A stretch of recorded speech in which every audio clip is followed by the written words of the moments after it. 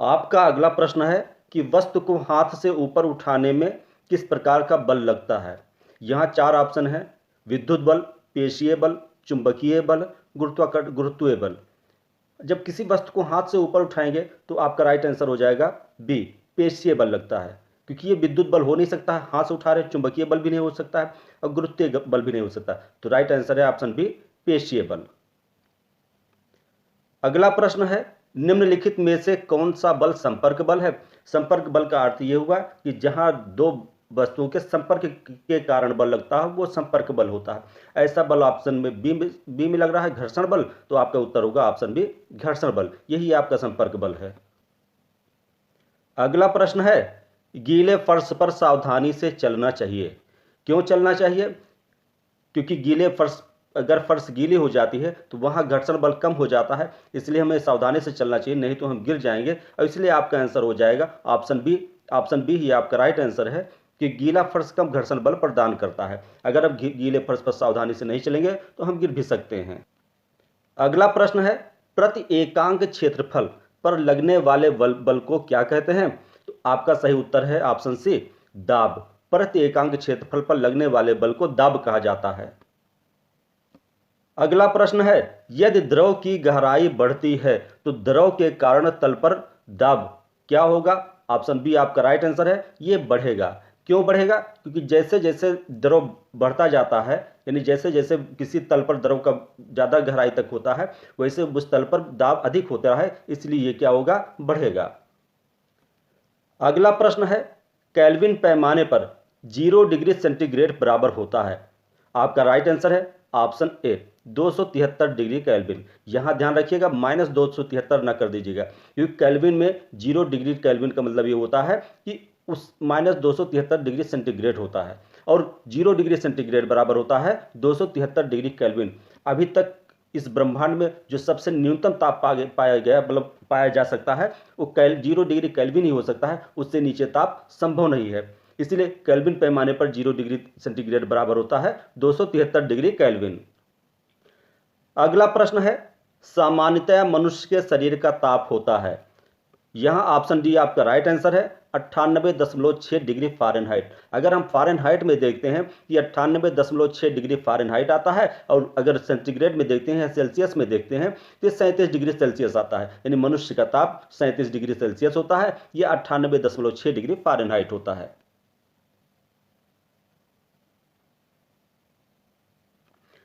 आपका अगला प्रश्न है, विशिष्ट ऊष्मा की इकाई क्या है। तो विशिष्ट ऊष्मा की इकाई ऑप्शन डी आपका राइट आंसर है, यह है जूल प्रति किलोग्राम सेंटीग्रेड। अगला प्रश्न है, जल की विशिष्ट ऊष्मा होती है।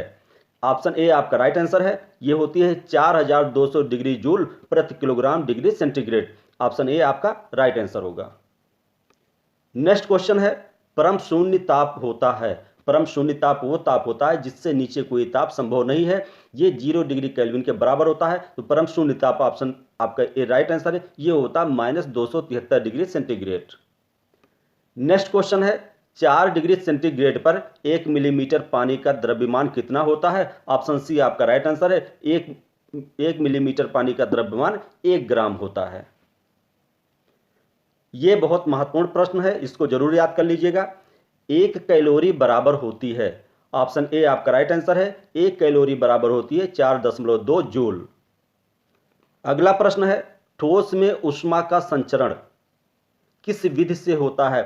ऊष्मा का संचरण 3 विधियों से होता है, चालन है, संवहन है, विकिरण है। जो ठोस पदार्थ होते हैं उसमें ऊष्मा का संचलन चालन से होता है, और जो द्रव पदार्थ होते हैं, गैसीय पदार्थ होते हैं, इसमें ऊष्मा का संचलन संवहन से होता है। और जहां कोई निर्वात हो, यानी कुछ भी ना हो, वहां ऊष्मा का संचलन विकिरण से होता है। तो यहां आपका ऑप्शन ए राइट आंसर है, चालन। अगला प्रश्न है, किसी पदार्थ से प्राप्त ऊष्मा किस पर निर्भर करती है। यहां ये निर्भर करते द्रव्यमान पर भी। अगर बड़ा भारी पदार्थ है, ज़्यादा है, तो उसमें ऊष्मा ज़्यादा मिलेगी। अगर वो पदार्थ जैसे कोयला है, अगर ज़्यादा कोयला जलाएंगे तो ज़्यादा ऊष्मा मिलेगी, कम कोयला जलाएंगे तो कम ऊष्मा मिलेगी। ये द्रव्यमान पर भी निर्भर करती है और तापांतर पर भी निर्भर करती है। यानी जितना जिस वस्तु में ताप का अंतर होगा वो वस्तु उतनी ही ज़्यादा ऊर्जा देगी। मान लीजिए जैसे आपको खाना पकाना है, या कुछ भी करना है, तो अगर वातावरण का ताप कम है या बहुत कम है, तो अब जो दूसरी चीज़ है उसका ताप बहुत ज़्यादा है, तो जितना कम ताप होगा उतनी ही ज़्यादा ऊर्जा मिल जाएगी उसको। और विशिष्ट उष्मा उसकी अपने खुद की गुप्त टाइप की उष्मा होती है। विशिष्ट उष्मा जितनी ज़्यादा होगी वो उतनी ही ऊर्जा देगा। ये तीनों पर निर्भर करता, तो ऑप्शन डी आपका राइट आंसर हो जाएगा। ये द्रव्यमान पर भी निर्भर होगा, तापांतर पर भी निर्भर होगा और विशिष्ट उष्मा पर भी निर्भर होगा। यहां अगला प्रश्न है, श्वेत प्रकाश को कांच के प्रिज्म से गुजरने के पश्चात 7 रंगों में विभक्त हो जाने की घटना कहलाती है। यानी जब किसी श्वेत प्रकाश को किसी प्रिज्म से गुजारेंगे या गुजरेगा प्रकाश, तो 7 रंगों में बढ़ जाता है। यह घटना ऑप्शन सी आपका राइट आंसर है। यह घटना विक्षेपण कहलाती है। नेक्स्ट क्वेश्चन है, मानव के नेत्र में सर्वाधिक स्पष्ट प्रतिबिंब कहां बनता है? आपका उत्तर ऑप्शन डी होगा, यह होगा पीत बिंदु पर। सर्वाधिक स्पष्ट प्रतिबिंब पीत बिंदु पर बनता है। अगला प्रश्न है, सरल सूक्ष्मदर्शी में प्रयोग होता है। ऑप्शन बी आपका राइट आंसर है, उत्तल दर्पण। सरल सूक्ष्मदर्शी में आपका कौन सा प्रयोग होता है? ये होता उत्तल लेंस। ये ऑप्शन सी आपका राइट आंसर है। सरल सूक्ष्मदर्शी में उत्तल लेंस का प्रयोग होता है। अगला प्रश्न है, निम्नलिखित में से कौन अदीप्त पिंड है? अदीप्त पिंड वो पिंड होते हैं जो दूसरे के प्रकाश से चमकते हैं लेकिन खुद प्रकाश नहीं देते हैं। यहाँ सूर्य का स्वयं का प्रकाश है, विद्युत बल्ब जब जलता तब वो चमकता है, और मोमबत्ती जब जलती है तब वो चमकती है। लेकिन चंद्रमा का अपना प्रकाश नहीं होता है, ये सूर्य के प्रकाश से चमकता है। इसलिए ऑप्शन सी आपका राइट आंसर होगा। अदीप्त पिंड है चंद्रमा।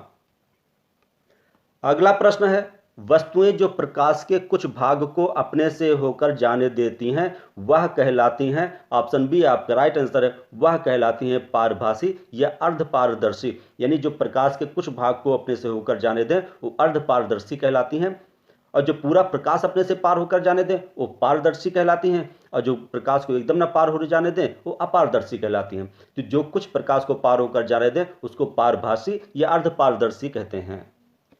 अगला प्रश्न है, जब प्रकाश की किरण किसी दर्पण पर अभिलंब आपतित होती है तो परावर्तन कोण कितना होगा? जैसे मान लीजिए ये कोई दर्पण है,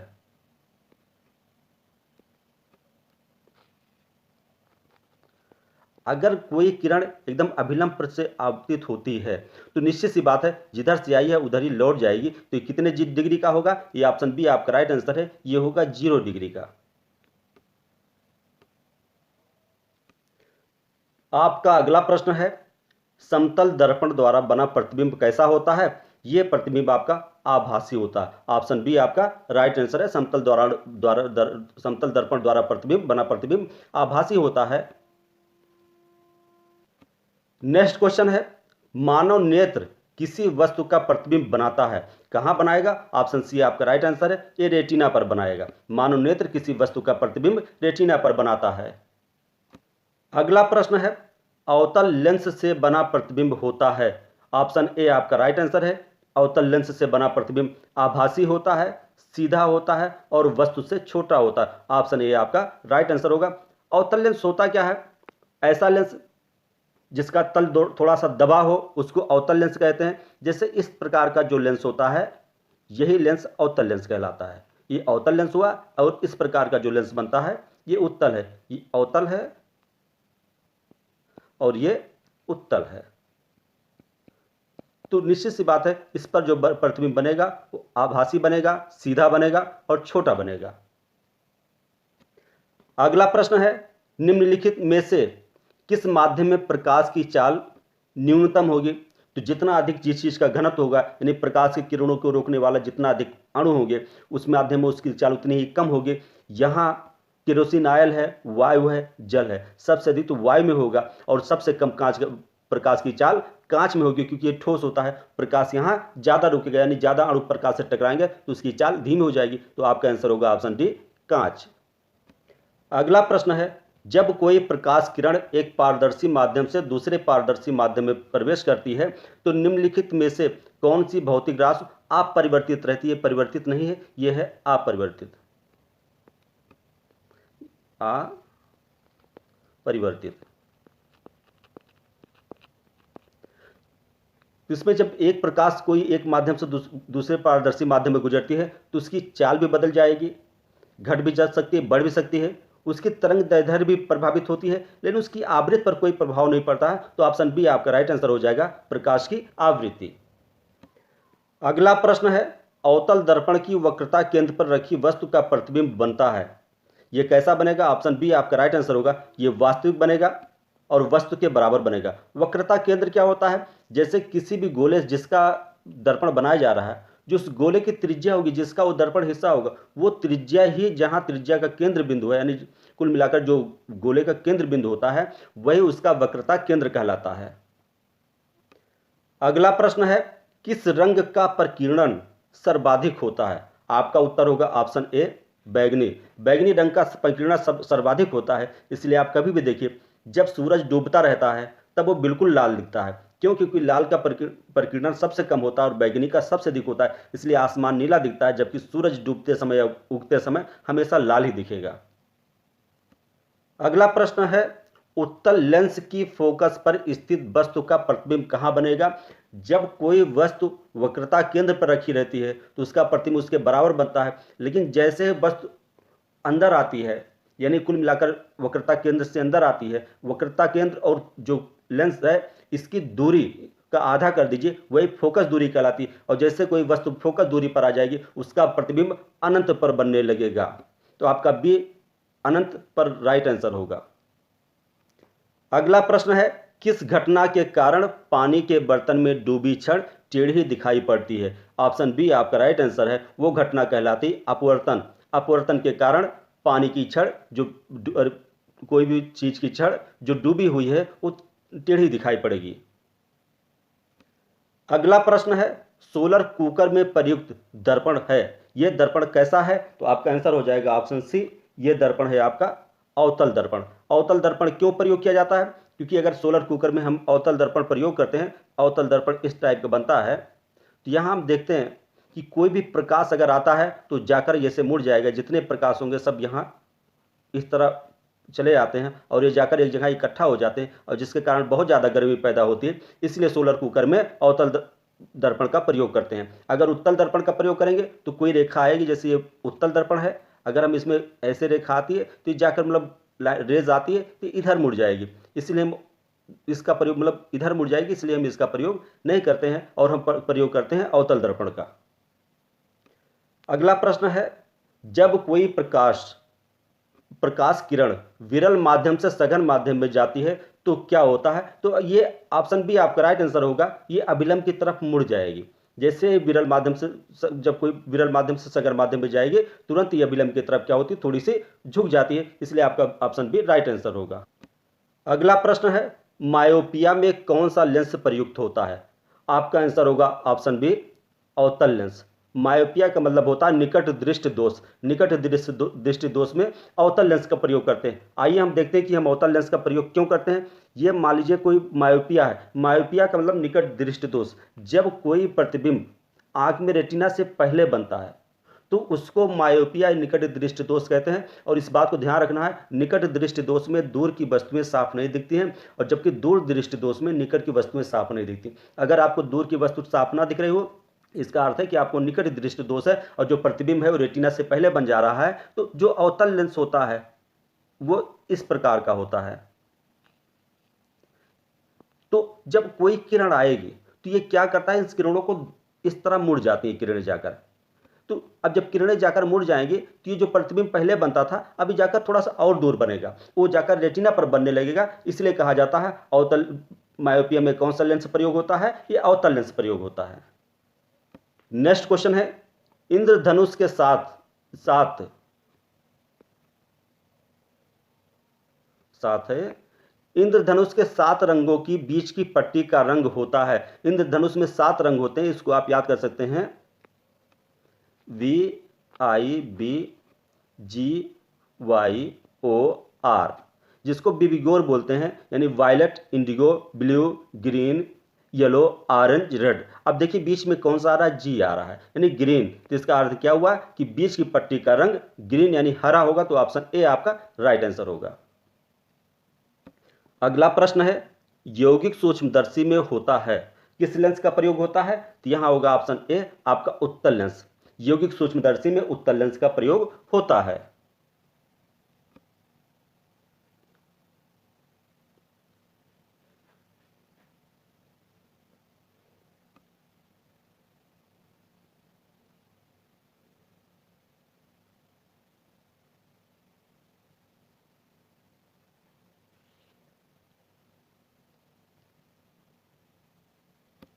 नेक्स्ट क्वेश्चन है, तारे टिमटिमाते हैं, क्यों टिमटिमाते हैं?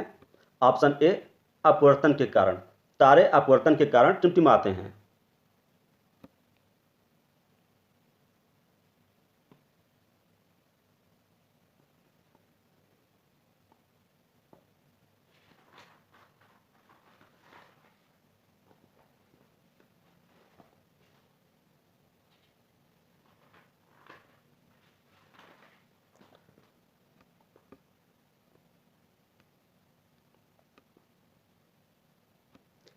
नेक्स्ट क्वेश्चन है, निम्नलिखित में से कौन प्राथमिक सेल नहीं है? आपका उत्तर होगा ऑप्शन डी, सीसा संचायक सेल। क्योंकि प्राथमिक सेल वो नहीं होती है जो एक बार, प्राथमिक सेल वो सेल होती है जो एक बार प्रयोग करके फेंक दी जाए, और जो बार बार प्रयोग की जाए वो द्वितीयक सेल होती हैं। सीसा संचायक सेल कई बार प्रयोग की जा सकती है, इसलिए ये प्राथमिक सेल नहीं है, ये द्वितीयक सेल है।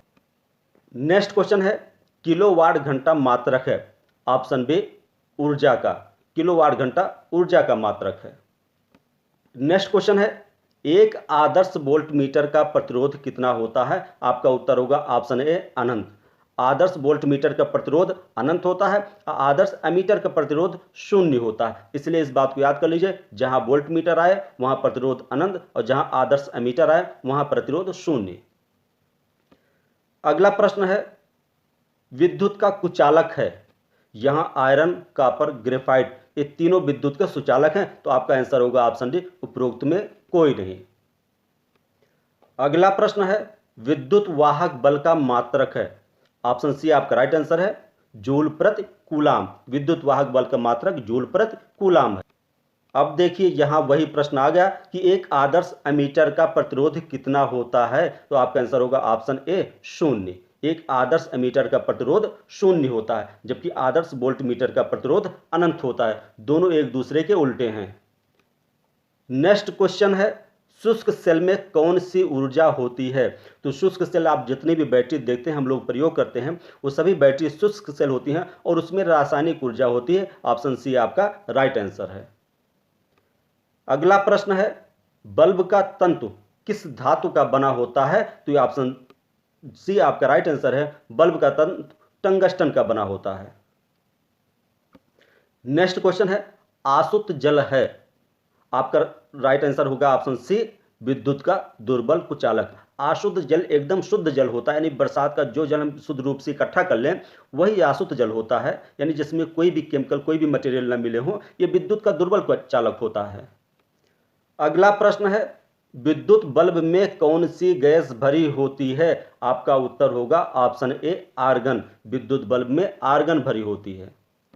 अगला प्रश्न है, निम्न में से किस पदार्थ में प्रतिरोध सर्वाधिक होता है? आपका उत्तर होगा ऑप्शन डी, नाइक्रोम। नाइक्रोम में प्रतिरोध सर्वाधिक होता है। सबसे अधिक सुचालक चांदी है, विद्युत का सबसे अधिक सुचालक चांदी होता है, उसके बाद तांबा होता है, फिर एल्युमिनियम आता है। नाइक्रोम में प्रतिरोध सर्वाधिक होता है। नेक्स्ट क्वेश्चन है, विद्युत धारा का मात्रक है। ऑप्शन बी आपका राइट आंसर है, एम्पियर। विद्युत धारा का मात्रक एम्पियर है। अगला प्रश्न है, निम्नलिखित में द्वितीयक सेल है। यहां जितनी भी सेल दी हैं सब प्राथमिक है। आपकी ऑप्शन बी, सीसा संचायक सेल, ये द्वितीयक सेल है। अगला प्रश्न है, बैटरी बनाने में किस अम्ल का प्रयोग होता है? ऑप्शन बी आपका राइट आंसर है, बैटरी बनाने में सल्फ्यूरिक अम्ल का प्रयोग होता है।